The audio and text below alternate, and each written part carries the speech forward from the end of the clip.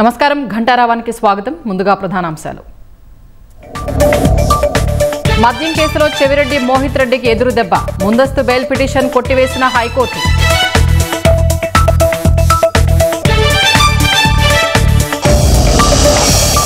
కల్తీ మద్యం మూలాలు తాడేపల్లి ప్యాలెస్ చుట్టే ఉన్నాయన్న అనగాని. నిందితులు ఎంతటి వారైనా కఠిన చర్యలు తప్పవని హెచ్చరిక.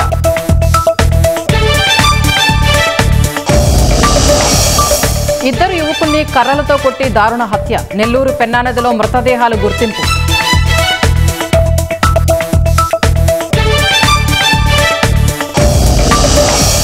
విజయనగరంలో నేత్రపర్వంగా పైడితల్లి ఉత్సవాలు. అమ్మవారికి పట్టు వస్త్రాలు సమర్పించిన మంత్రులు.